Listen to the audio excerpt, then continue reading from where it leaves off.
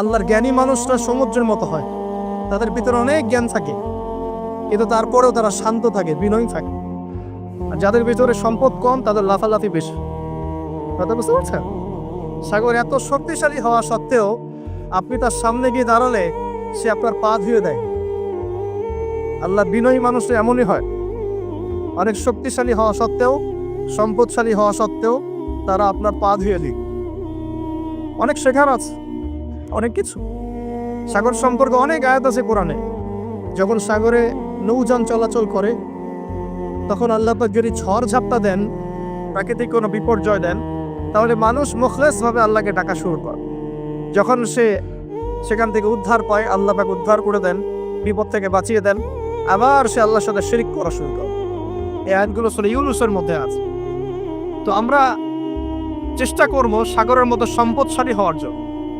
সম্পদশালী ভিতর থেকে, ভিতরে সম্পদ থাকবে, যেমন ভিতরে জ্ঞান থাকবে কিন্তু বাইরে বিনয়ী ভাব থাকবে। সাগরের মধ্যে পা ধুয়ে দেওয়ার মানসিকতা থাকতে হবে। এবং যখন সে আল্লাহর হুকুমে গর্জন প্রদান করা শুরু করে তখন কিন্তু সামন পিছন সব ভাসিয়ে নিয়ে চলো। তাই নর্মালি শান্ত থাকতে হবে, যখন আল্লাহর হুকুম আসবে তখন ছাপিয়েও পড়তে হবে। কথা কি বুঝতে পারছে? সমুদ্রের মতো অনেক কিছু শেখার আছে। এগুলো শিখতে হলে আগে দৃষ্টিভঙ্গি চেঞ্জ করতে হবে। সাধারণ মানুষের মতো সব দেখলে হবে না, আপনাকে খিদির আলাইহিস সালামের মতো দেখতে হবে। কার মতো? মুসা আলাইহিস সালাম বলছেন যে নৌকা ফুটা করলেন কেন? সূরা কাহফ কেউ পড়েছেন? সূরা কাহফ পড়েছেন তো? নবী মুসা আলাইহিস সালাম বলছেন নৌকা ফুটা করলেন কেন? তিনি বলছেন নৌকা ফুটা না করলে জলদস্যু নিয়ে চলে যেত। মুসা আলাইহিস সালাম বলছেন নিষ্পাপ বাচ্চাকে হত্যা করলেন কেন? খিদির আলাইহিস সালাম বলছেন এই বাচ্চাকে হত্যা না করলে এই বাচ্চা বড় হয়ে বড় কাফের হতো, পিতা মাতাকেও কাফের বানাতো। মুসা আলাইহিস সালাম বলছেন এই দেয়াল কেন নির্মাণ করলেন পারিশ্রমিক ছাড়াই? তিনি বলছেন দেয়াল নির্মাণ না করলে এর নিচে থাকা সম্পদ, এতিম বাচ্চাদের সম্পদ মানুষ নিয়ে চলে যেত। তিনটা প্রশ্নেই মুসা আলাইহিস সালাম বাইরের চোখ দিয়ে দেখেছেন, খিদির আলাইহিস সালাম তার ভিতরের চোখ দিয়ে দেখেছেন। এই যুগে যদি আপনি ফিতনা চিনতে চান, সভ্যতাকে চিনতে চান, তাদের প্ল্যানগুলো বুঝতে চান, স্বাভাবিক দৃষ্টিভঙ্গি দিয়ে দেখলে হবে না, ভিতরের চোখ দিয়ে দেখা শিখুন। এটা সবচেয়ে বড় কথা আজকের মাহফিল। দৃষ্টিভঙ্গি চেঞ্জ করতে হবে, তারপরে আপনি ফিতনা ধরতে পারবেন, সমাধানও খুঁজে বের করতে পারবেন ইনশাআল্লাহ। তবে বাস্তবতা কি জানেন? বাস্তবতা হচ্ছে খিদির আলাইহিস সালামের মতো মানুষদেরকে এই সমাজ মূল্যায়ন করে না। যাদের মধ্যে খিদিরের মতো অন্তর্দৃষ্টি আছে তাদেরকে সমাজ মূল্যায়ন করে না, তাদেরকে মানুষ বলে পাগল। যেমন নবী সাল্লাল্লাহু আলাইহি ওয়াসাল্লামকেও মানুষ বলেছিল মাজনুন, পাগল হয়ে গেছে। নবী সাল্লাল্লাহু আলাইহি ওয়াসাল্লামকে মানুষ বলছে সাহেব, জাদুকর, মাজনুন, ফারিকুল জামাআ, বলছে সাবেঈ, কত কথা বলেছে। আল্লাহ পাক আমাদের সবাইকে কোরআন সুন্নাহ ভিত্তিক জ্ঞান অর্জন করার তৌফিক দেয় এবং খিদির আলাইহিস সালামের মতো অন্তর্দৃষ্টি লালন করার তৌফিক দেন। এই মহাসাগরের অস্তিত্ব আছে যেটা কুরসির উপরে, এর উপরে আল্লাহ রাব্বুল আলামিনের আরশে আজিম, যেটাকে টেনে নিয়ে আসবে কতজন ফেরেশতা? 8 জন। আগে হাদিসটা শুনি। আল্লাহ পাক বলেছেন, দুঃখিত, নবী সাল্লাল্লাহু আলাইহি ওয়াসাল্লাম বলেছেন কিয়ামতের মাঠে আল্লাহ পাক 7 শ্রেণীর মানুষকে এই আরশের ছায়ায় ছায়া দিবেন। কত শ্রেণী? যুবক ভাইরা হাদিসটা খুব ভালো করে শোনেন, কারণ এখানে সবগুলো হওয়ার মতো সম্ভাবনা আপনার আছে।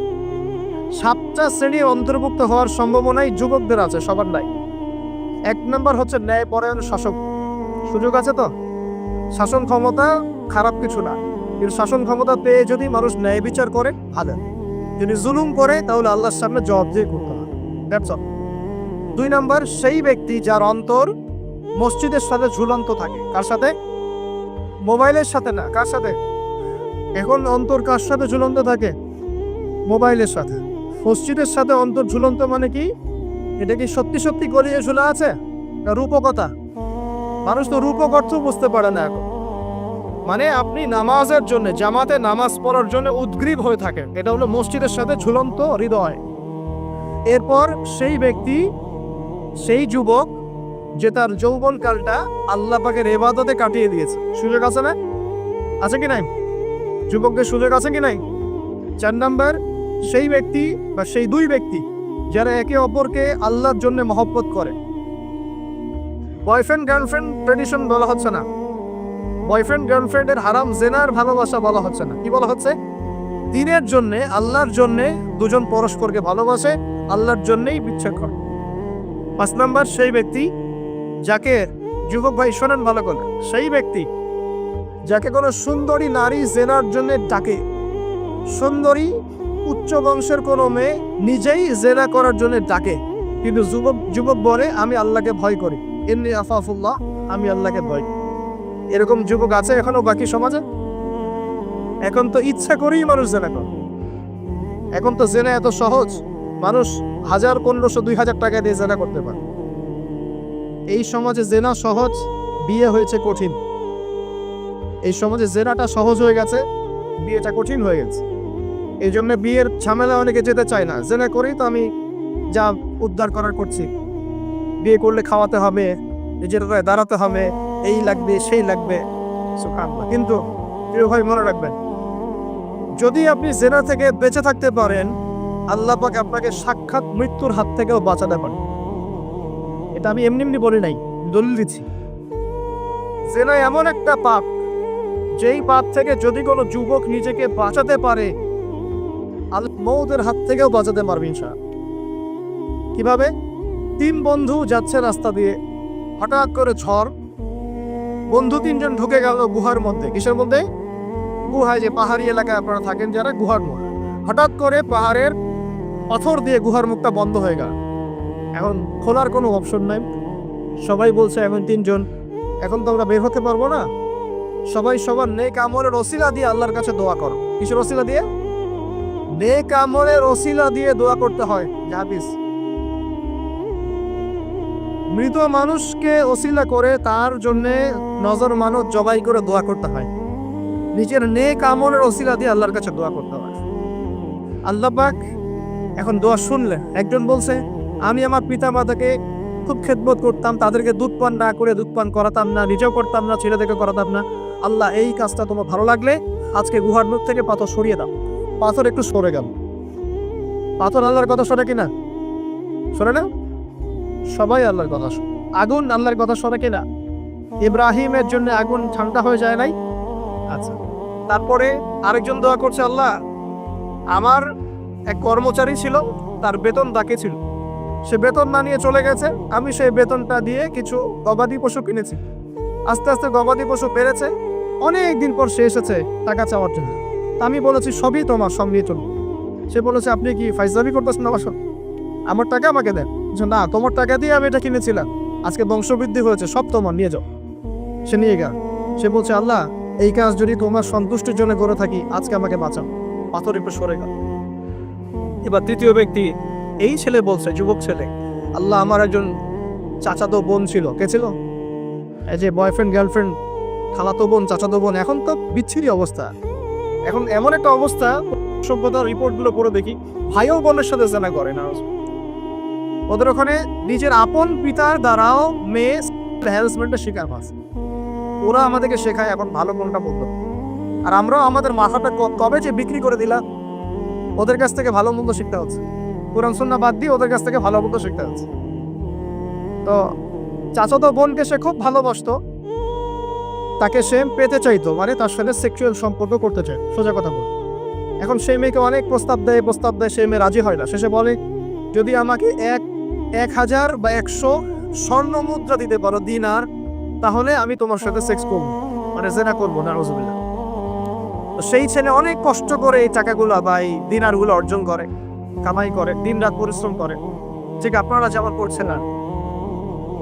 তো এরপর সে তার স্বর্ণ মুদ্রা দেয়, দিয়ে বলে যে এখন আমাকে আমার কাজ করতে দাও। তখন সেই মেয়ে রাজি হয়। ঠিক যে মুহূর্তে তারা সেক্সুয়াল সম্পর্কটা করবে, ঠিক ওই মুহূর্তেই এই মেয়ে বলে ওঠে, হে আল্লাহর বান্দা, আল্লাহকে ভয় কর। আমি সারা জীবন আমার সতীত্বকে ধরে রেখেছি, কাউকে দেইনি। আমি কারোর সাথে এরকম অন্যায় করি নাই, আমি খারাপ মেয়ে নই। তুমি আমার ইচ্ছুটা নষ্ট করো না। কে বলছে কথা? মেয়ে। ওই অবস্থা থেকে কি একটা ছেলের উঠে আসা সম্ভব? এটা কি এতটাই সহজ? এটা কিন্তু সহজ না। সত্যি কথা বলতে এই বিষয়টা কিন্তু এতটাও সহজ না। যারা অবিবাহিত তারা হয়তো বুঝতে পারবে না, বিবাহিতরা বুঝতে পারছে। তো ওই অবস্থা থেকে সেই টাকাগুলো না নিয়ে সেই স্বর্ণমুদ্রা মেয়েকে দিয়ে ওখান থেকে সেই ছেলে উঠে আসে আল্লাহর ভয়ে। সে এখন গুহার মধ্যে আটকা পড়েছে, আল্লাহকে বলছে, আল্লাহ ওই দিন ওই কাজ যদি তোমার সন্তুষ্টির জন্য করে থাকি, আজকে আমাকে মৃত্যুর হাত থেকে বাঁচাও। সমস্ত পাথর দপদপ করে সরে গেল। এটা কিন্তু কোনো গাল গল্প না, এটা বনু ইসরাইলের ঘটনা, সত্য ঘটনা। এই হাদিস থেকে আমি আপনাকে দলিল দিচ্ছি যে যদি জেনার মতো পাপ থেকে আমি সরে আসতে পারি, সাক্ষাৎ মওত থেকে আল্লাহ বাঁচাতে পারে। প্রিয় ভাই, সেই যুবক আরো সে ছায়া ছায়া পাবে যে তার যৌবন কালটাকে আল্লাহর পথে কাটিয়েছে, এবং যাকে কোনো সুন্দরী মেয়ে জেনার জন্য আহ্বান করে, সে বলে আমি আল্লাহকে ভয় করি। আমরা তওবা করি, আমরা কোনো প্রকার জেনার পাবে যাবো না ইনশাআল্লাহ। যদি হারাম কোনো সম্পর্ক থেকে থাকে, আজকেই এই নাম্বার ডিলিট করে ফেলতে হবে। আল্লাহ পাক তৌফিক দান। ডিলিট করার আগে আবার ফোন করে বলেন না যে আজকে থেকে আর কথা বন্ধ, তাহলে এই কথা আর কোনোদিন শেষ হবে একবারই বন্ধ। ডিসকানেক্টেড। কার জন্য? আল্লাহর জন্য। এবং এটা করার পরে আল্লাহকে বলতে হবে, আল্লাহ শুধু তোমার ভয়ে এবং তোমার সন্তুষ্টি পাওয়ার জন্য আমি জেনা থেকে বেরিয়ে আসলাম। আল্লাহ তুমি আমাকে হেদায়েত দাও, ঈমান দাও, আমল দাও, এবং তোমার রাস্তায় আমাকে বেহিসাব রিজিক দাও। এবং নেককার কুমারী, নেককার প্রেমময়ী, তাকওয়াবান, মুত্তাকি একজন স্ত্রী আল্লাহ তুমি আমাকে দান করো। ইনশাআল্লাহ আল্লাহ পাক আপনাকে দান, আল্লাহ পাক দান করুন। আল্লাহ পাকের জমিন প্রশস্ত, আল্লাহর হাত প্রশস্ত। আল্লাহর হাতকে সংকীর্ণ মনে করবেন না, আল্লাহর জমিনকে সংকীর্ণ মনে করবেন না।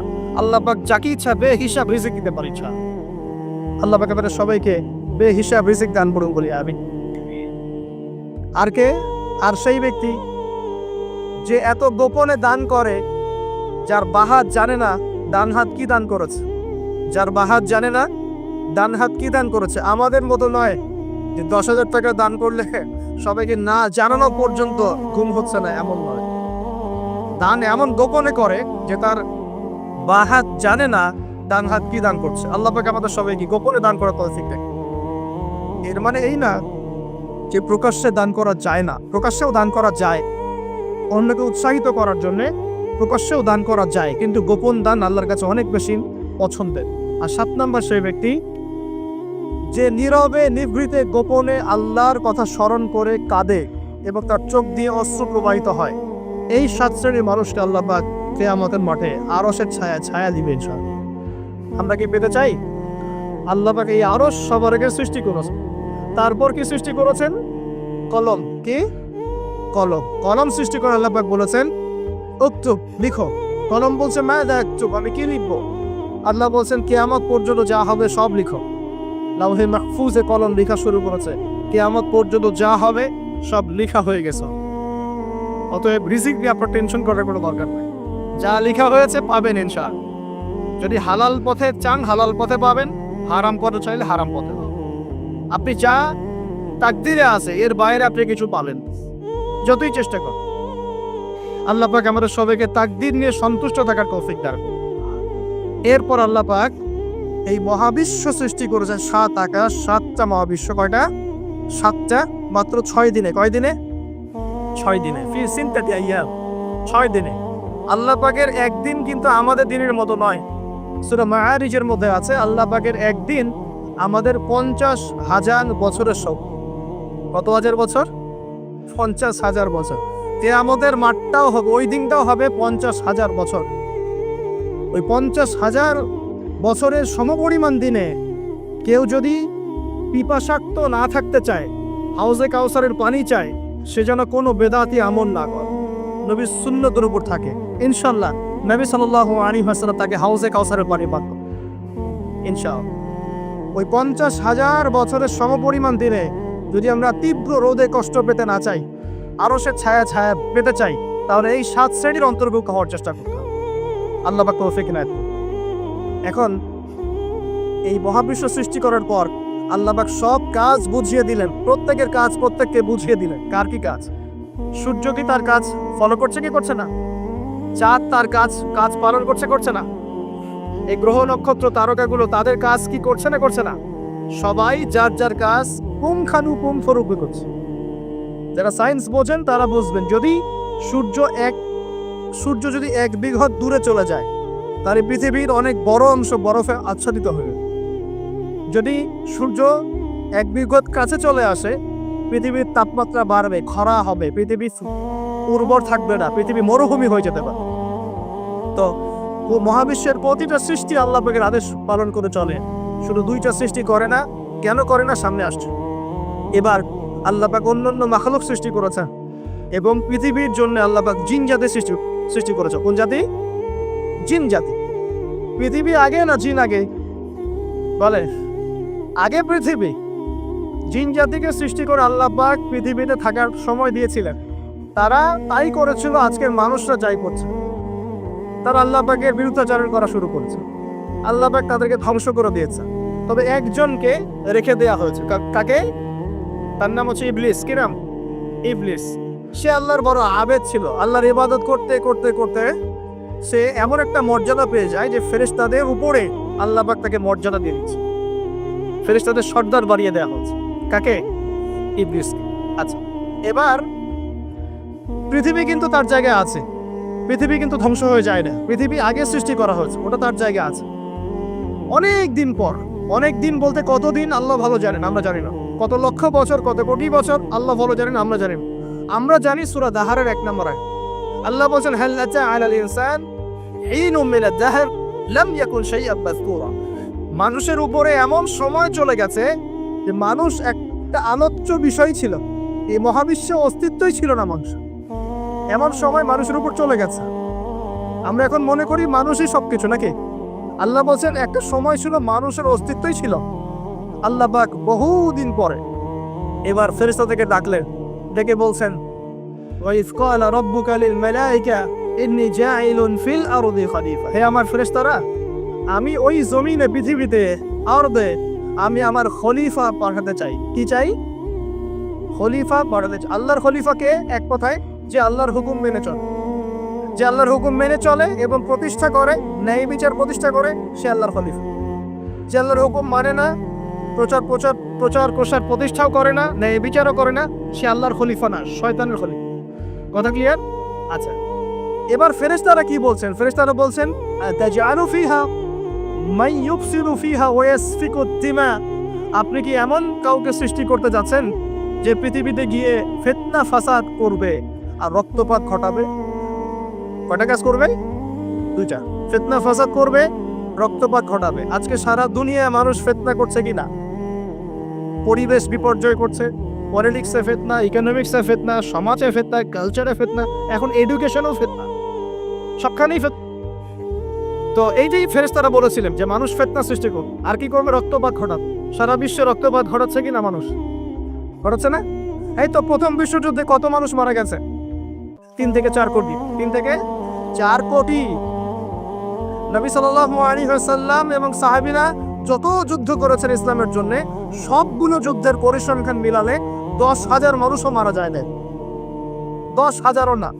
আর তোমাদের শুধু প্রথম বিশ্বযুদ্ধেই 3 থেকে 4 কোটি মানুষ মারা গেছে। সেকেন্ড ওয়ার্ল্ড ওয়ারে মারা গেছে 7 থেকে 8 কোটি মানুষ। ভিয়েতনাম যুদ্ধে এরকম প্রায় 4 থেকে 5 লক্ষ, আরো বেশি হতে পারে। চায়নায়, রাশিয়ায়, আপনার ইতালিতে যে বড় বড় রেভলিউশনগুলো হয়েছে, দেখবেন লক্ষ লক্ষ মানুষ মারা গেছে, লক্ষ লক্ষ।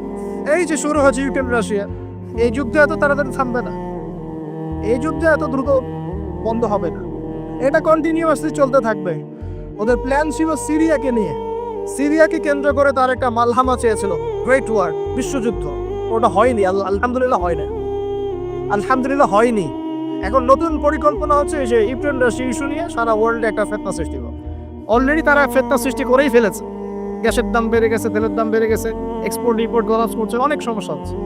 এবং এটাকে জিয়ে রাখা হচ্ছে অস্ত্র দিয়ে, সব প্রযুক্তি দিয়ে, হ্যাঁ, ট্যাঙ্ক দিয়ে, সমরাস্ত্র দিয়ে ওরা জিয়ে রাখছে যুদ্ধটাকে, যে চলুক, কন্টিনিউয়াসলি চলতে থাক।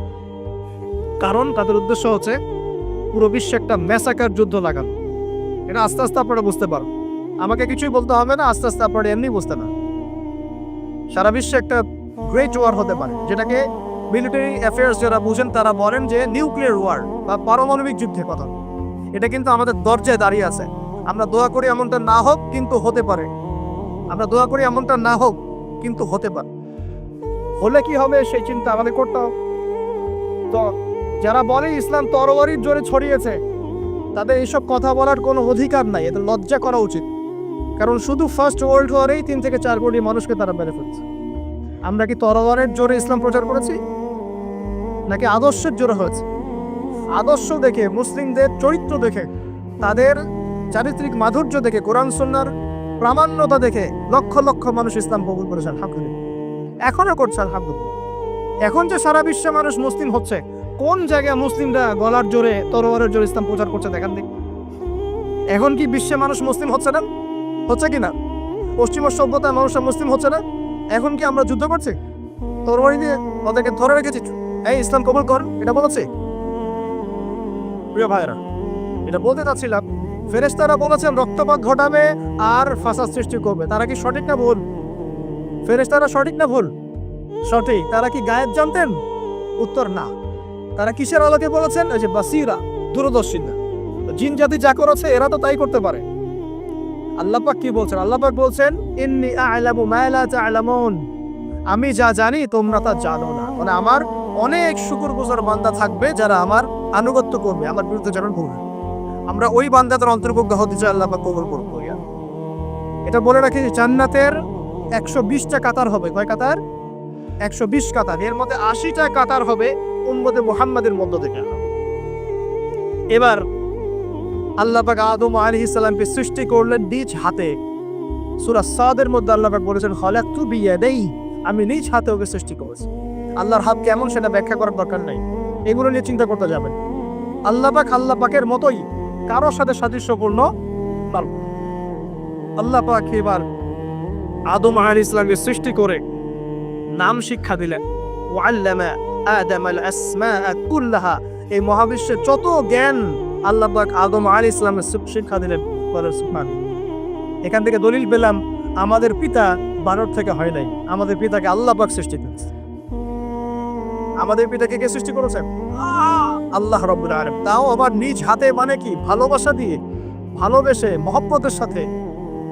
এই খলাকতু বিয়াদাই, আমি নিজ হাতে সৃষ্টি করেছি, এই কথা মানুষ ছাড়া, আদম আলাইহিস সালাম ছাড়া অন্য কারোর জন্য আল্লাহ পাক বলেন নাই। অন্য সবার জন্য আল্লাহ পাক বলেছেন ইদা আরাদা শাইআন আইয়াকুলা লাহু কুন ফায়াকুন। যখন আল্লাহ পাক কিছু করতে চান খালি বলেন কুন হও, ফায়াকুন, হয়ে যায়। ওখানে আল্লাহ পাক বলেন নাই সাগর সৃষ্টি করেছে হাত দিয়ে, এই গ্রহ নক্ষত্র সৃষ্টি করেছে আমার হাত দিয়ে। আল্লাহ পাক এমনটা বলেন নাই। আদম আলাইহিস সালামকে আল্লাহ পাক কত মহব্বত করেন, আল্লাহ পাক বলছেন যে আমি তাকে আমার নিজ হাতে সৃষ্টি করেছি। আজকে তোমরা শেখাচ্ছ মানুষকে আস্তাগফিরুল্লাহ, যে মানুষ বানর থেকে হয়েছে। কত বড় কুফরি, কত বড় শিরক, কত বড় লজ্জা। নিজের সম্মান মানুষ নিজের ভাবে নষ্ট করতে পারে, নিজের সম্মান নিজে নষ্ট করতে পারে। আমাদেরকে আল্লাহ সৃষ্টি করেছেন আদম আলাইহিস সালাম থেকে। তারপরে যান, শুধু সৃষ্টি করেন নাই, আল্লাহ পাক সমস্ত নাম শিক্ষা দিয়েছেন। নাম মানে এখানে শুধু নাম, মঙ্গল, নেপচুন, প্লুটো এগুলো না। নাম মানে হচ্ছে জ্ঞান। নাম মানে কি? জ্ঞান। একটা এক্সাম্পল দেই, যখন আপনি বাচ্চাকে বলেন যে A for Apple, A for কি?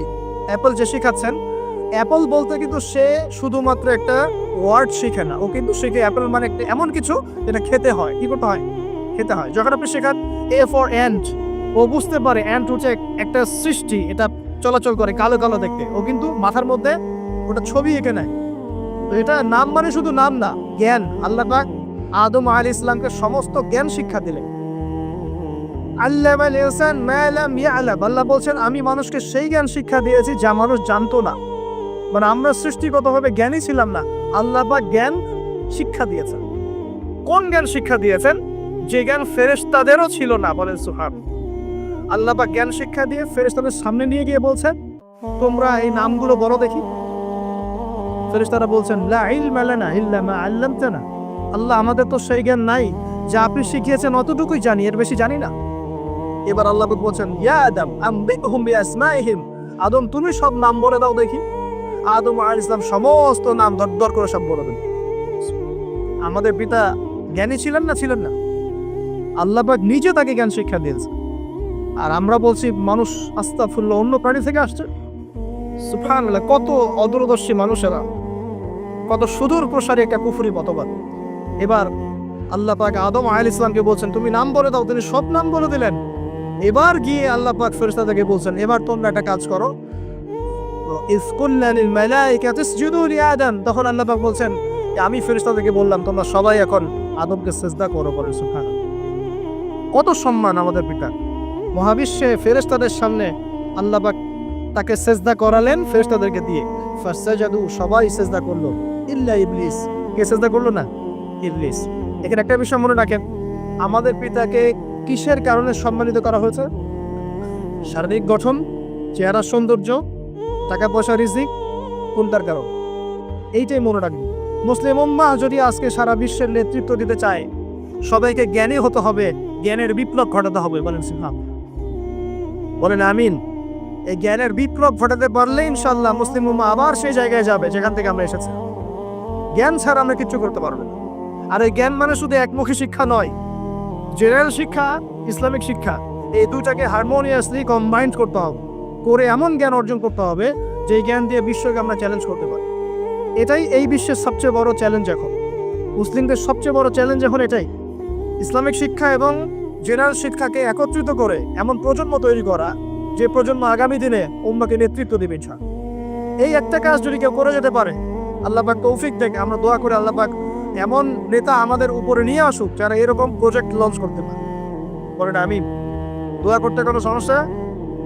অথবা যদি কেউ হাল না ধরে, আল্লাহ পাক যেন এমন কিছু মানুষ তৈরি করে দেন যারা এই জ্ঞানতাত্ত্বিক বিপ্লব নিয়ে কাজ করবে ইনশাআল্লাহ।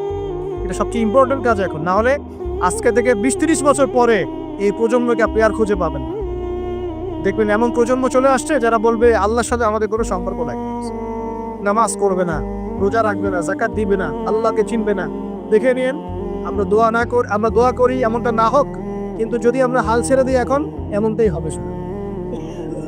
এটা খিদিরের দৃষ্টিভঙ্গি দিয়ে আপনাদেরকে বললাম, জ্ঞানতাত্ত্বিক রেভলিউশন দরকার। যদি কেউ কোনো উদ্যোগ না গ্রহণ করে, অ্যাটলিস্ট বাসায় পারিবারিকভাবে হলেও আপনাকে শেখাতে হবে সন্তান, কোনো অপশন নাই। এবার ফাসজাদু, সবাই সিজদা করেছে, ইল্লা ইবলিস, ইবলিস করে নাই। কেন করছে না? ইবলিসের সমস্যাটা কি? ইবলিসকে আল্লাহ পাক জিজ্ঞাসা করছেন, মা মানাআকা আল্লা তাসজুদা ইযা আমারতুক, আমি তোমাকে আদেশ করলাম আদমকে সিজদা করতে, কে তোমাকে নিষেধ করলো সিজদা করতে? ইবলিস বলছে, বেশি চালাক, বেশি বোঝে যারা, অতিরিক্ত বুদ্ধিজীবী। ইবলিস ছিল বেশি বুদ্ধিজীবী। ইবলিস ছিল কি? অতিরিক্ত মাত্রার বুদ্ধিজীবী। আছেন আমাদের সমাজে এরকম কিছু মানুষ, ও বলছে খালাকতানি মিন নার, আমাকে সৃষ্টি করেছেন আগুন দিয়ে, আগুন তো সুপিরিয়র মাটির চাইতে।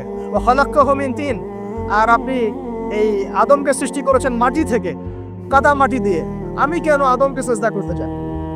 যুক্তি, অতি যুক্তিবাদী, অতি বুদ্ধি। আল্লাহ পাক বলছেন ফাখরুজ মিনহা ফাইন্নাকা রাজিম, এখান থেকে বের হয়ে যাও, তুমি অভিশপ্ত। ফাইন্না আলাইকা লা'নাতা ইলা ইয়াউমিদ্দিন, আমার আদেশ লঙ্ঘন করার কারণে কিয়ামত পর্যন্ত তোমার উপর লানত, অভিশাপ বসবে। আল্লাহ পাক তাড়িয়ে দিলেন, একদম থ্রোন অ্যাওয়ে। আমরা বলি না আউযু বিল্লাহি মিনাশ শাইতানির রাজিম, রাজিম শব্দের মানে হচ্ছে বিতাড়িত, থ্রোন অ্যাওয়ে, কার্সড, যাকে অভিশাপ করা হয়েছে। এবার ভালো করে শোনেন প্রিয় ভাই, ইবলিসের এই স্টেটমেন্টগুলো শোনেন। এবার ইবলিস বলছে রব্বি আনজিরনি ইলা ইয়াউমি ইউবআসুন, এই স্টেটমেন্টটা ভালো করে শোনেন। ইবলিস বলছে রব্বি, হে আমার রব। ইবলিস বলছে রব্বি, হে আমার রব। ইবলিস বলছে রব্বি, হে আমার রব, আমাকে অবকাশ দিন, আনজিরনি, আমাকে অবকাশ দিন, ইলা ইয়াউমি ইউবআসুন, কিয়ামত দিবস পর্যন্ত। ইবলিস আল্লাহকে বিশ্বাস করে কি করে না? ইবলিস আস্তিক না নাস্তিক? বলেন। ইবলিস বলছে রব্বি, রব্বি মানে কি? হে আমার রব। রব্বি মানে রব না, রব্বি মানে আমার রব। রব্বুন মানে রব, রব্বুহু তার রব, রব্বুহুম তাদের রব, রব্বুকা মানে তোমার রব, রব্বুকুম মানে তোমাদের রব, রব্বি মানে কি? আমার রব, রব্বুনা আমাদের রব। এটা গ্রামার, বুঝতে পারছেন? ইবলিস বলছে রব্বি মানে কি? হে আমার রব, আনজিরনি, আমাকে অবকাশ দিন, ইলা ইয়াউমি ইউবআসুন, কিয়ামত দিবস পর্যন্ত। ইবলিস আস্তিক না নাস্তিক? তাহলে এখন বলেন তো, আমরা যারা দুনিয়াতে আল্লাহকে অস্বীকার করছি তারা ইবলিসের চেয়ে বড় না ছোট? দলিল দিলাম তো, নাকি এমনি এমনি বললাম? আচ্ছা, আল্লাহ পাক বলছেন যাও, ফাইন্নাকা মিনাল মুনজারিন, তোমাকে অবকাশ দেয়া হলো, কারণ কিয়ামত পর্যন্ত সময় আল্লাহর কাছে খুব বেশি কিছু না, এক দিনেরও কম, অল্প সময়, একটা সকাল একটা সন্ধ্যার মতো। ঠিক আছে, দিলাম, যাও। এবার ইবলিস চ্যালেঞ্জ করছে, এই চ্যালেঞ্জটা আমাদের সবাইকে মনে রাখতে হবে। সারা জীবন ইবলিসের এই স্টেটমেন্টটা মনে রাখতে হবে। সেটা কি? ইবলিস বলছে ফাবিমা আগওয়াইতানি, সূরা আরাফ করে দেখবেন। ইবলিস বলছে ফাবিমা আগওয়াইতানি, আপনি যে আদমের কারণে আমাকে আজকে বের করে দিলেন জান্নাত থেকে, লা কুউদান্না লাহুম সিরাতাকাল মুস্তাকিম, আমি সেই আদমের সরল পথে পথ পেতে বসে থাকবো, চুপটি খাপটি মেরে বসে থাকবো, খাপটি মেরে ওর জন্য বসে থাকবো। আর সুম্মা লায়াতিয়ান্না মিন বাইনি আইদিহিম, আমি অবশ্যই তার সামন থেকে আসবো। সুম্মা লায়াতিয়ান্নাহুম মিন বাইনি আইদিহিম, আমি আদম সন্তানদের সামন থেকে আসবো, সামন থেকে মানে সরাসরি ওয়াসওয়াসা দিব। ওয়া মিন খালফিহিম, পেছন থেকে আসবো মানে পিছন থেকে ওয়াসওয়াসা দিব।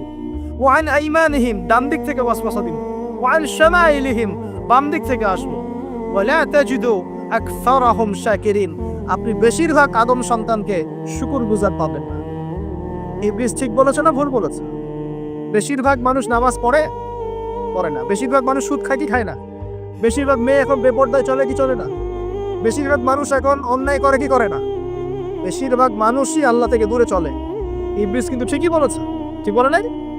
আচ্ছা, আল্লাহ পাক বলছেন ঠিক আছে যাও, তোমার চ্যালেঞ্জ তোমার জায়গায়, তবে আমার বান্দারা যদি সারা জীবন অন্যায় করার পরে একবার যদি একটা বার মন থেকে তাওবাতুন নাসুহা মানে প্রকৃত তওবা করে, খালেস তওবা করে, আল্লাহর কাছে ফিরে আসে, বলে আস্তাগফিরুল্লাহ, আল্লাহ আমাকে মাফ করে দাও, রব্বিগফির ওয়ারহাম, আল্লাহ মাফ করো, ক্ষমা করো, আস্তাগফিরুল্লাহাল্লাযী লা ইলাহা ইল্লা হুয়াল হাইয়ুল কাইয়্যুম ওয়া আতুবু ইলাইহি, বা আমার কাছে একটা বার যদি মাফ চায়, ক্ষমা চায়, তার সারা জীবনের গুনাহ আমি মাফ করে দেব।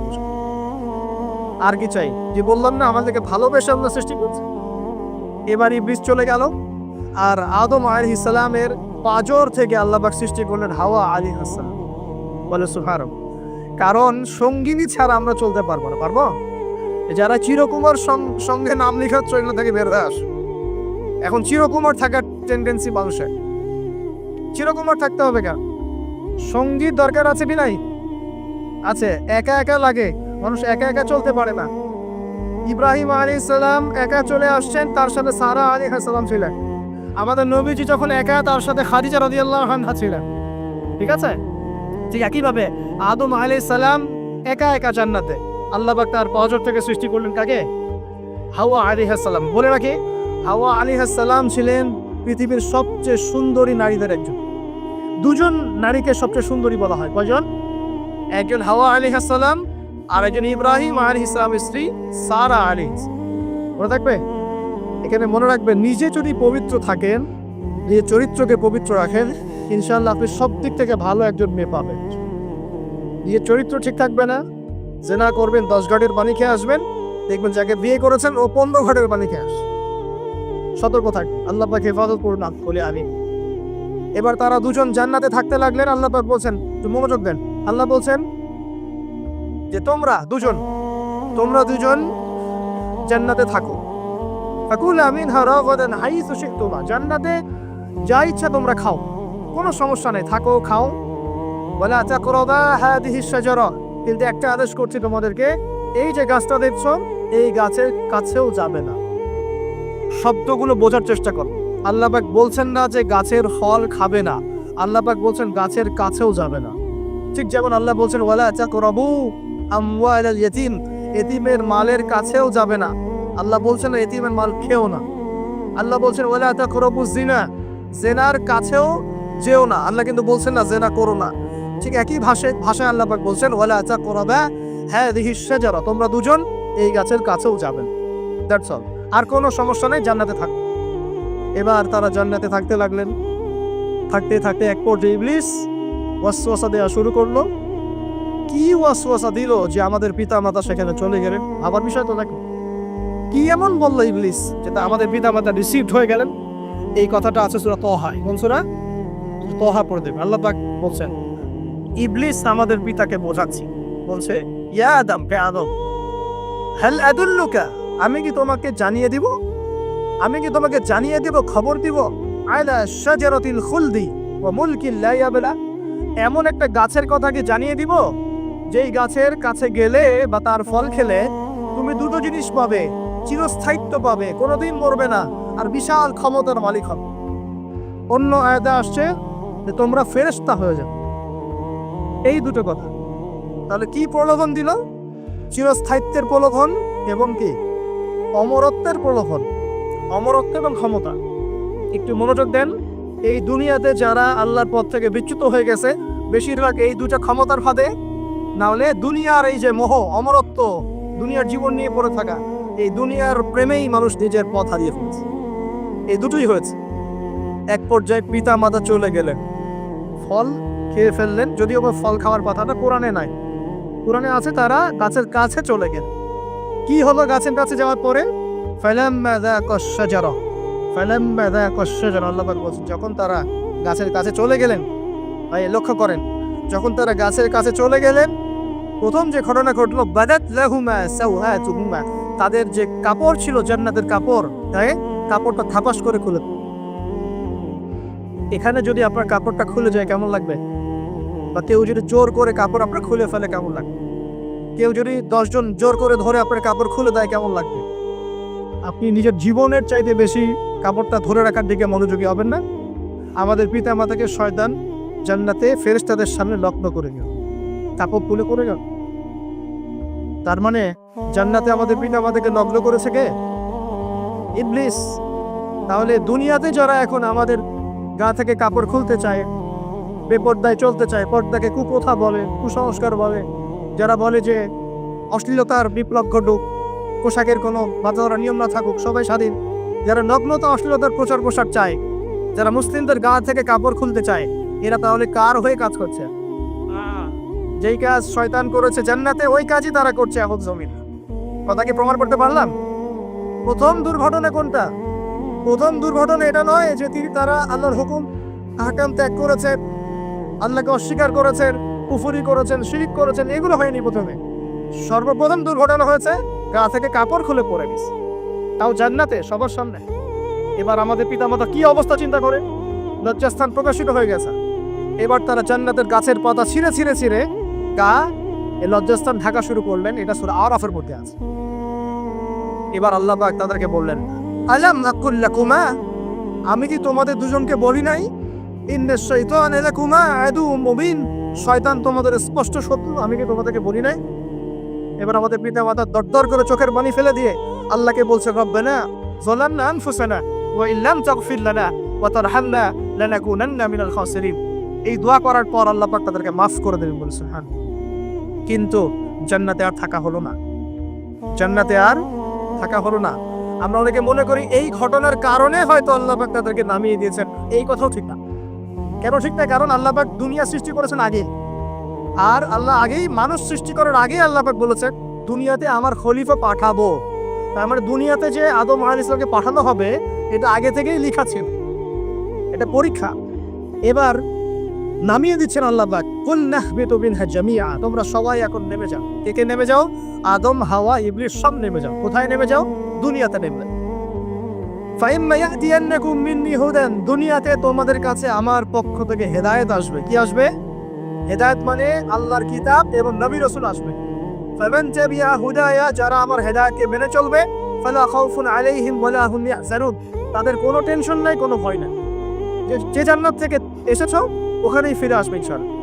কিন্তু ওয়াল্লাযীনা কাফারু ওয়া কাযযাবু বিআয়াতিনা, যারা আমার আয়াতকে মিথ্যা প্রতিপন্ন করবে, অস্বীকার করবে, ফাউলাইকা আসহাবুন নার, এরা হবে জাহান্নামের অধিবাসী।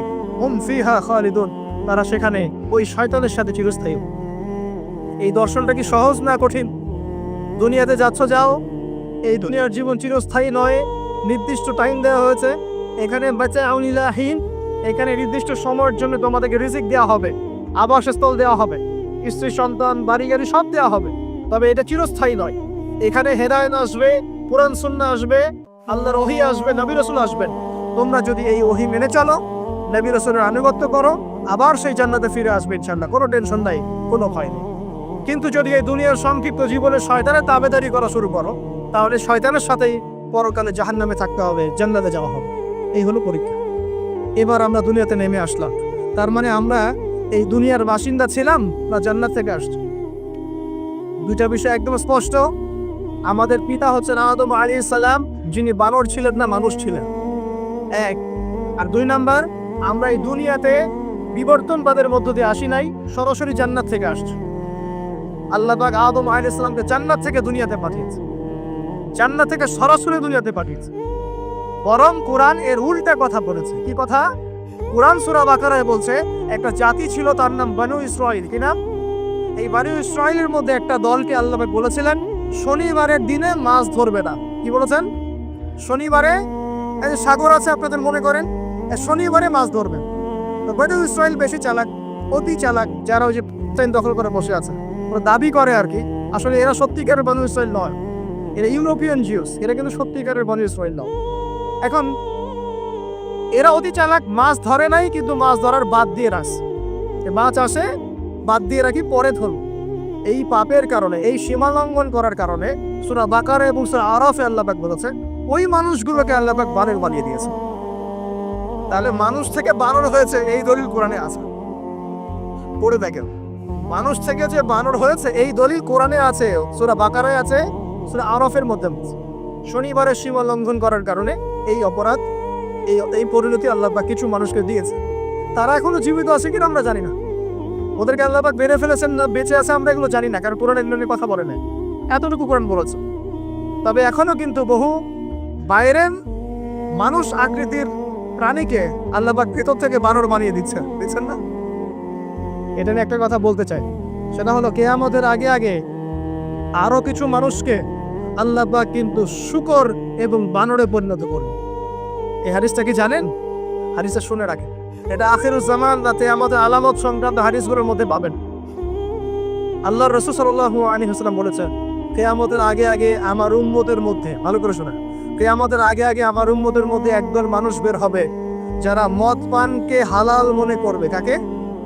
মদ পান করাকে হালাল মনে করবে। যারা বাদ্যযন্ত্র, গায়িকা, নায়িকা এগুলো নিয়ে নর্তকী নাচাবে রাতের বেলা, এগুলোকে হালাল মনে করবে। যারা অশ্লীলতা, বেহায়াপনাকে জায়েজ করে নিবে। ঠিক আছে, এরকম কয়েকটা পাপের কথা বলে নবীজি বলছেন একদিন সকালবেলা আল্লাহ পাক তাদেরকে ঘৃণিত বানরে পরিণত করবে। এটা হবে সামনে, কখন কিভাবে হবে আল্লাহ ভালো জানেন। এবার আমি কনসেপ্টে চলে আসি।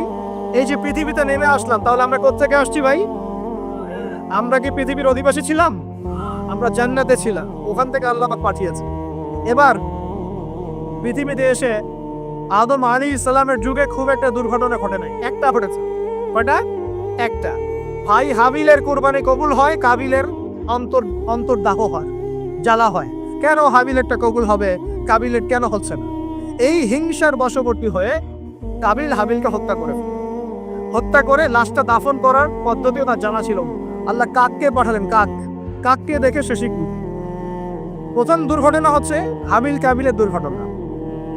বলে রাখি, আজকেও নিজের ভাইয়ের বেশে বহু কাবিল মুসলিম সমাজের মধ্যে ঘুরে বেড়ায়।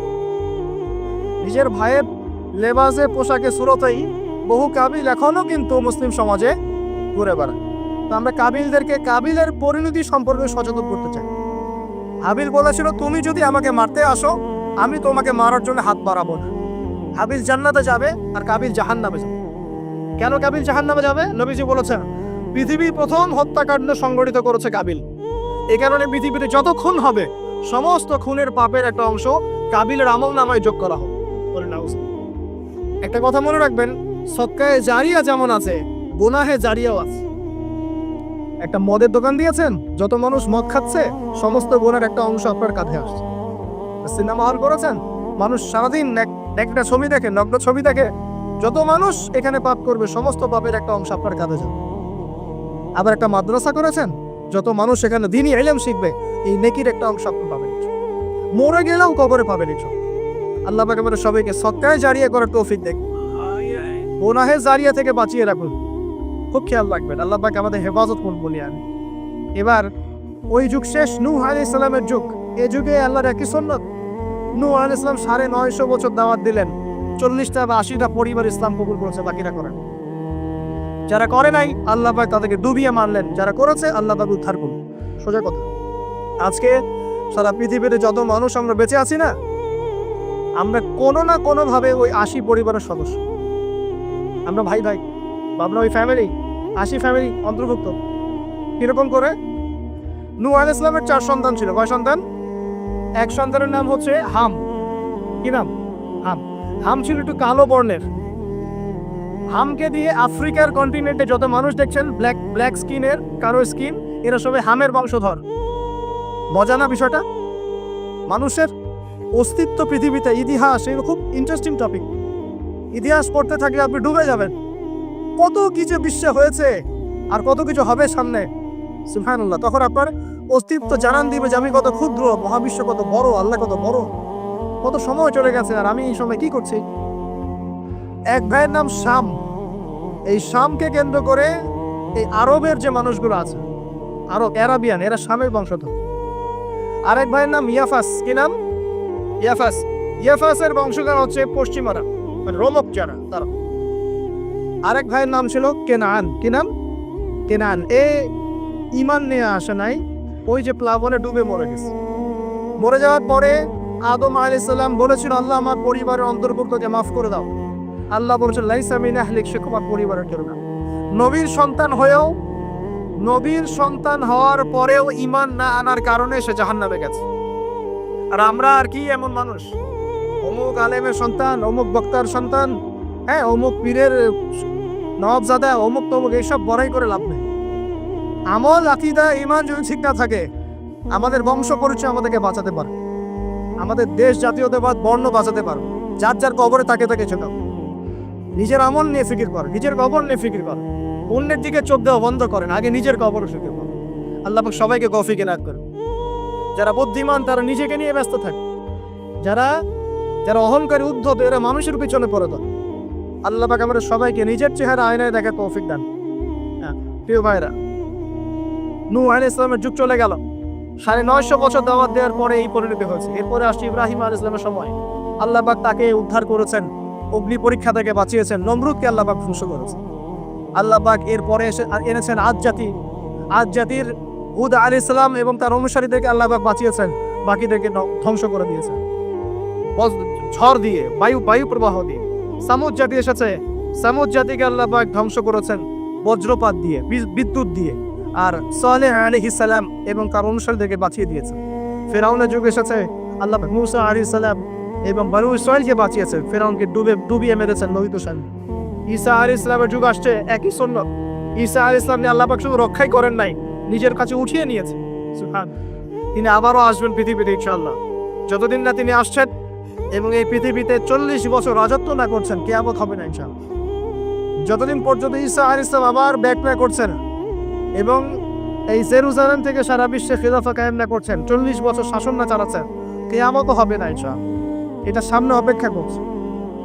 এবং নবী সাল্লাল্লাহু আলাইহি ওয়াসাল্লামের যুগে আবু জাহেল, আবু লাহাব বা সাহেবাদেরকে আল্লাহ পাক ধ্বংস করেছেন, আল্লাহর নবী এবং সাহাবীদেরকে আল্লাহ পাক সম্মানিত করেছেন। আপনি কি পুরো হিস্ট্রির মধ্যে একটা সুন্নত দেখতে পাচ্ছেন, কমন সুন্নত? কি সুন্নত?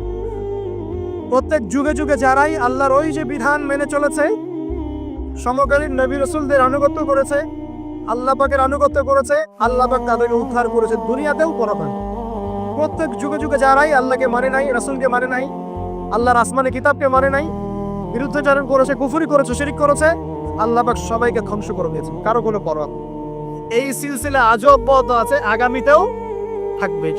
এখন আমরা যারা এখন বেঁচে আছি, আমরা নবী সাল্লাল্লাহু আলাইহি ওয়াসাল্লামের ইন্তেকালের প্রায় 1450 বছর পরের বার। আল্লাহর নবী এসেছেন এমন সমাজে, যে সমাজে শিরকের পাপ চলছে, সুদের পাপ চলছে, দুর্নীতি চলছে, আপনার কন্যা সন্তানকে জীবিত হত্যা করা হচ্ছে, আপনার মাদক দ্রব্যের সয়লাভ চলছে, মেয়েদের অধিকার দেওয়া হচ্ছে না, হ্যাঁ, গোত্রীয় হানাহানি চলছে। ওই সমাজটাকে তিনি 23 বছরের মধ্যে পাল্টে ফেললেন। কত বছর? 23 বছর। কিভাবে পাল্টালেন? উত্তর, তিনি প্রথমে জ্ঞানের চর্চা করেছেন। কিসের চর্চা? জ্ঞানের। আল্লাহ পাক প্রথম ওহী নাযিল করেছেন, ইকরা বিসমি রাব্বিকাল্লাযী খালাক, পড়ুন আপনার রবের নামে যিনি আপনাকে সৃষ্টি করেছেন। নবী সাল্লাল্লাহু আলাইহি ওয়াসাল্লাম, সাহাবীগণ কোরআনের 6টা হক আদায় করেছেন। কয়টা হক? 6টা। তারা কোরআন পড়া শিখেছেন। আমরা সবাই কোরআন পড়া শিখবো তো ইনশাআল্লাহ। তারা কোরআনের অর্থ শিখেছেন, আমরা কোরআনের অর্থ শিখবো তো ইনশাআল্লাহ। তারা কোরআনের আদেশগুলো মেনেছেন, আমরা কোরআনের সব আদেশ মানবো তো ইনশাআল্লাহ। তারা কোরআনের সমস্ত নিষেধগুলো বর্জন করেছে, আমরা নিষেধ বর্জন করবো তো ইনশাআল্লাহ। তারা কোরআনের দাওয়াত মানুষের কাছে পৌঁছে দিয়েছে, আমরা কোরআনের দাওয়াত দিব তো ইনশাআল্লাহ। এবং 6 নাম্বার, তারা কোরআনের বিধানগুলোকে বাস্তবায়ন করেছে, আমরাও বাস্তবায়নের চেষ্টা করবো তো ইনশাআল্লাহ। এই 6টা হক আদায়ের ফলে 23 বছরের ব্যবধানে জাহেলি মক্কা একদম সোনালী মক্কায় পরিণত হয়েছে। 23 বছর পরের মক্কায় আপনি কোনো সুদ পাবেন, কোনো শিরক পাবেন, কোনো মূর্তি পূজা পাবেন, কোনো মেয়ের অবমাননা পাবেন, কোনো জেনা, কোনো ব্যভিচার, কোনো ধর্ষণ কিছু পাবেন? 23 বছর পরের মক্কায় কোনো পাপ পাবেন। কিভাবে সমাজ পরিবর্তন হলো? এই কোরআনের হক আদায়ের মধ্য দিয়ে হয়েছে, নবীর সুন্নাত প্রতিষ্ঠার মধ্য দিয়ে হয়েছে। এরপর কি থেমে গিয়েছিল? উত্তর না। এরপর আবু বকর সিদ্দিকের যুগ এসেছে, প্রায় 2 থেকে 2.5 বছর তিনি শাসন কার্য চালিয়েছেন। ওই যুগে কি মানুষ আবার খারাপ হয়ে গিয়েছিল? উত্তর না, বরং ইসলাম আরো বেগবান হয়েছে আলহামদুলিল্লাহ। এরপর এসেছে ওমর রাদিয়াল্লাহু আনহুর যুগ। কত বছর? প্রায় 10 বছর। কত বছর? 10 বছর। এই 10 বছরে কি মুসলিমরা আবার খারাপ হয়ে গিয়েছিল? ওমর রাদিয়াল্লাহু আনহুর কোর্টের মধ্যে কি প্রতিদিন কেস আসতো? সারা বছরে একটা কেসও আসতো না। মানুষ এত ভালো ছিল, সারা বছরে একটা কেসও আসতো না। বরং যারা রাষ্ট্রীয় পর্যায়ে দায়িত্বশীল ছিল তারা এসে বলতো যে আমাদের ভাতাগুলো বন্ধ করে দেন, বসে বসে বেতন নিব কেন, কোনো তো কেসই আসে না, বসে থাকতো কেন? এরকম সমাজ ছিল। একজন ব্যক্তি খুঁজে পাওয়া যেত না যে নামাজ পড়ে না, একজন মুসলিম পাওয়া যেত না যে জাকাত দেয় না সামর্থ্য থাকলে, এমন মুসলিম খুঁজে পাওয়া যেত না যে কোরআন পড়তে জানে না, হাদিসে চর্চা করে না, যে দাওয়াতি কাজ করে না, যে আল্লাহর পথে দাওয়াতে জিহাদে আত্মনিয়োগ করে না, এমন মুসলিমই খুঁজে পাবে। এরপরে আসলো উসমান রাদিয়াল্লাহু আনহুর যুগ। ওই যুগে ফিতনা শেষের দিকে সৃষ্টি হওয়া শুরু। কোন বিষয়কে কেন্দ্র করে? কোরআন সংকলনকে কেন্দ্র করে ফিতনা সৃষ্টি হয়। আতাতায়ীদের, বিদ্রোহীদের হাতে উসমান রাদিয়াল্লাহু আনহুকে নির্মমভাবে শাহাদাত বরণ করতে হয়েছে। তিনি প্রায় 12 বছর শাসন কার্য চালিয়েছেন। ইসলাম আরো এগিয়ে গেছে। এরপর এসেছে আলী রাদিয়াল্লাহু আনহুর যুগ। আলী রাদিয়াল্লাহু আনহুর খেলাফতে ওই উসমান রাদিয়াল্লাহু আনহুর ঘটনাকে কেন্দ্র করে, হত্যাকাণ্ডকে কেন্দ্র করে মুয়াবিয়া রাদিয়াল্লাহু আনহু এবং আলী রাদিয়াল্লাহু আনহুর মাঝখানে একটা ব্যাটল, একটা যুদ্ধ হয়ে গেছে। এর নাম হলো সিফফিনের যুদ্ধ। কিসের যুদ্ধ? সিফফিন। যাই হোক, এক পর্যায়ে আলী রাদিয়াল্লাহু আনহুকে এরকম বিদ্রোহীদের হাতে, খারেজিদের হাতে শহীদ হতে হয়। বলেন ইন্না লিল্লাহি ওয়া ইন্না ইলাইহি রাজিউন। তারপরে হাসান রাদিয়াল্লাহু আনহু অল্প কয়েকদিন শাসন কার্য চালান। তারপর উম্মার ঐক্যের খাতিরে তিনি তার শাসন কার্যের ভারটাকে মুয়াবিয়া রাদিয়াল্লাহু আনহুর হাতে সুপর্দ করে দেন, যা ছেড়ে দিন। মুয়াবিয়া রাদিয়াল্লাহু আনহুর সময় থেকে উমাইয়াদের শাসন শুরু হয়। উমাইয়ারা শাসন করেছে প্রায় 132 হিজরি পর্যন্ত। কত হিজরি? 132 হিজরি পর্যন্ত, প্রায় 92 ইয়ার্স, 92 বছর তারা শাসন করেছে। এই সময় ইসলাম আরো এগিয়ে গেছে, পিছিয়ে যায় নাই। ফিতনা এসেছে, দমন করা হয়েছে। মুসলিমরা বীর দর্পে বিশ্বের বুকে শাসন কার্য চালিয়েছে। এরপর এসেছে আব্বাসীয়দের খেলাফত। জাব নদীর যুদ্ধে উমাইয়াদের পরাজয়ের পরে আব্বাসীয়রা ক্ষমতায় আসে। তারাও ইসলামকে এগিয়ে নেওয়ার চেষ্টা করছিল, ইসলাম এগিয়ে যাচ্ছে, জ্ঞান বিজ্ঞানের প্রসার হচ্ছিল। আলহামদুলিল্লাহ, ইসলাম পিছিয়ে যায় নাই, মুসলিমরা পিছিয়ে যায় নাই, সারা বিশ্বে দাপটের সাথে আমরা চলেছি। তারপর আস্তে আস্তে ওই আব্বাসীয়দের পতন শুরু হলো। কাদের হাতে? এই তাতারিদের হাতে, মঙ্গোলিয়ানদের। মাত্র 40 দিনের ব্যবধানে পুরো বাগদাদের মধ্যে প্রায় 20 থেকে 25 লক্ষ মানুষকে হত্যা করা হয়েছে। বাইতুল হিকমা ধ্বংস করে দেওয়া হয়েছে, লাইব্রেরি ধ্বংস করে দেওয়া হয়েছে, বইপত্রকে নদীতে ফেলে দেওয়া হয়েছে। তারা ছিল উগ্র জাতি। মঙ্গোলিয়ানদের নাম শুনে নাই? হালাকু খান নাম শুনেছেন? চেঙ্গিস খান, হালাকু খান নাম শুনে নাই? ওদের হাতে মুসলিমদের ব্যাপক দমন পীড়ন সহ্য করতে হচ্ছে। এভাবে যুগে যুগে তারপর ক্রুসেডাররা আসছে। ক্রুসেড, 1, 2, 3টা ক্রুসেড হচ্ছে। আস্তে আস্তে উসমানীয়দের রাইজিং হয়েছে, ফাতেমি খেলাফত এসেছে, মামলুকদের শাসন এসেছে, এদিকে মুঘলরা শাসন করেছে, কর্ডোভার দিকে আব্দুর রহমান তারা শাসন করেছে। মানে এক কথায় সারা বিশ্বে মুসলিম শাসন ছিল। অটোমান এম্পায়ার 1923 এই সময়ের দিকে, 1914 থেকে 1923 এই সময় পর্যন্ত অটোমান এম্পায়াররাই বিশ্বে ছিল। তারপর প্রথম বিশ্বযুদ্ধে যখন তারা রাশিয়ার পক্ষ নেয়, এরপরে ব্রিটেন যখন জয়লাভ করে, এই সময় থেকে মুসলিমদের ডমিনেটেড হওয়ার সময়টা শুরু হয়েছে। তারপরে মুসলিমরা আস্তে আস্তে রাষ্ট্র ভাগ করে ফেলেছে। প্রত্যেক রাষ্ট্র টুকরা টুকরা হয়ে গেছে, ইউনিটি নষ্ট হয়ে গেছে, রাষ্ট্রের ভিতরে বিভিন্ন ফাসাদ তৈরি করে দেওয়া হয়েছে, মুসলিমদের ঐক্য ভেঙে গেছে, ইকোনমি দুর্বল হচ্ছে। সব মিলিয়ে আজকে মুসলিমদের আজকে এই অবস্থা হচ্ছে। আমাদের এখন যুবকরা চিনে না আল্লাহকে, নামাজ পড়তে মানুষ খুঁজে পাওয়া যাচ্ছে না, যাকাত দেওয়ার মানুষ পাওয়া যায় না। রমজান মাসে পার্ট টাইম রোজা রাখে, পার্ট টাইম তারামি পড়ে, পার্ট টাইম জুমায় আসে, পার্ট টাইম ঈদে নামাজ পড়ে। প্রজন্ম আস্তে আস্তে এই জায়গায় চলে আসছে। আল্লাহকে চিনে না, রাসূলকে চিনে না, ইসলামের হিস্ট্রি জানে না, আমাদের শেকড় জানে না। এমনি এমনি হয়নি, লাস্ট 100 বছরে এই জায়গায় আমরা আসছি। লাস্ট 100 বছরের হিস্ট্রিকে ভালো করে পড়ে দেখবেন, বলার সময় নাই এখানে। লাস্ট 100 বছরের হিস্ট্রি পড়ে দেখবেন, যে জায়গায় আমরা ছিলাম সেখান থেকে একদম তলানিতে নেমে চলে আসছি। এখন প্রশ্ন হচ্ছে, এই অবস্থায় কি চিরস্থায়ী থাকবো, নাকি এখান থেকে আমরা সামনে যাব? সামনে যে এমনি এমনি যাওয়া হবে না এটা নিশ্চিত। সামনে যাওয়ার জন্য কিছু কাজ এবং ক্রাইটেরিয়া মেনটেন করতে হবে। আমরা জানি এরপরে আসবে শাসন, তারপরে আসবে নবী ঈসা আলাইহিস সালামের শাসন, তারপরে মেরে ফেলা হবে। আর মেরে ফেলার আগে তার অনুসারীদেরকে নিয়ে বিশ্ব শাসন করবে 40 বছর, 40 বছর না, 40 দিন। 40 দিন। প্রথম দিন হবে 1 বছরের সমান, দ্বিতীয় দিন হচ্ছে 1 মাস, তৃতীয় দিন 1 সপ্তাহের সমান। তারপরে দিনগুলো আমাদের দিনের মতোই। এরপর ঈসা আলাইহিস সালামের আগমনের মধ্য দিয়ে তা ধ্বংস হবে। এরপর ইয়াজুজ আর মাজুজ বের হবে। ইয়াজুজ আর মাজুজ খুব হিংস্র হবে, তাদেরকে করার ক্ষমতা মুসলিমরা থাকবে না। মুসলিমরা তুর পাহাড়ে আশ্রয় নেবে। আল্লাহ পাকের গজবে তাদের ঘাড়ের মধ্যে একটা ভাইরাস জন্ম নেবে, এতে তারা মারা যাবে। বড় বড় নখরওয়ালা প্রাণী আল্লাহ পাঠাবে, পাখি, এরা এসে এদেরকে উঠিয়ে উঠিয়ে কোনো জায়গায় ফেলে দিবে, মহাবিশ্বের কোনো এক জায়গায় এনে ফেলে দেবে। তারপর আল্লাহ পাক বৃষ্টি বর্ষণ করবেন, প্রচুর বৃষ্টি বর্ষিত হবে এবং বিশ্বের এই জমিনটা উর্বর হবে। তখন একটা ডালিম দেখেছেন? একটা ডালিম একটা পরিবার খাবে। একটা ডালিমের খোসার মধ্যে একটা পরিবার আশ্রয় নিতে পারবে, এত বড় বড় ফসল হয়। 40 বছর ঈসা আলাইহিস সালাম এই বিশ্বকে শাসন করবে ন্যায়ের ভিত্তিতে, আদালতের ভিত্তিতে। ঘাটে মহিষে 1 ঘাটে পানি খাবে, বাঘে মহিষে 1 ঘাটে পানি খাবে, কেউ কার উপর জুলুম করবে। এরপর তার বিয়ে শাদী হবে, সন্তান হবে এবং তার ইন্তেকাল হবে স্বাভাবিকভাবে, এবং তাকে দাফন করা হবে নবী মুহাম্মদ সাল্লাল্লাহু আলাইহি ওয়াসাল্লামের কবরের পাশে, রওজার পাশে। এরপরে মানুষ আবার খারাপ হওয়া শুরু করবে, এতটা খারাপ হবে যে মানুষ রাস্তার মোড়ে মোড়ে জেনা ব্যভিচারে লিপ্ত হবে না, কুকুর শেয়ারের মতো। এই অবস্থায় পশ্চিম দিক থেকে সূর্য উঠবে এবং ব্যবসায়ী ব্যবসা করতে বসেছে, কাপড় খুলেছে, এই কাপড় গুটিয়ে নেওয়ার আগে কিয়ামত হয়ে যাবে। একজন ব্যক্তি পানির বোতল খুলেছে, পানি মুখে দেওয়ার আগেই কিয়ামত হয়ে যাবে। একজন ব্যক্তি বাসা থেকে বের হয়েছে, বাসায় ফেরত যাওয়ার আগে কিয়ামত হয়ে যাবে। উটকে পানি পান করানোর আগে কিয়ামত হয়ে যাবে। ওই সময় তওবার দরজা বন্ধ হয়ে যাবে। এই ইসরাফিল আলাইহিস সালাম সিংহায় ফুঁক দিয়ে দিবেন, মহাবিশ্ব ধ্বংস হয়ে যাবে। আল্লাহ পাক দ্বিতীয় ফুৎকারের মধ্য দিয়ে আবার সবাইকে উঠাবেন এবং এই দুনিয়ার জীবনে আমরা যে কাজগুলো করেছি এর হিসাব আমাদেরকে দিতে হবে। সেদিন যদি আমরা আল্লাহর কাছে প্রত্যেকটা কাজের হিসাব দিতে পারি, কোরআন সুন্নাহর উপর থাকতে পারি, আল্লাহর বিধিবিধান মেনে চলতে পারি, এই কারাগারের জীবনে আল্লাহর বিধান মেনে চলতে পারি, ইনশাআল্লাহ যে জান্নাত থেকে আসছি আবার সেখানে ফিরে যাবো। আর যদি ওই দিন আমরা হিসাব দিতে ব্যর্থ হই, আল্লাহ না করে, তাহলে ওই ইবলিসের সাথে, তার অনুসারীদের সাথে আমাদের সবাইকে জাহান্নামে থাকতে হবে বলে না। এভাবে হিস্ট্রি শুরু হয়েছে, হিস্ট্রি শেষ হবে। এই দুনিয়া চিরস্থায়ী হবে না, আর আমাদের অবস্থা এমন থাকবে।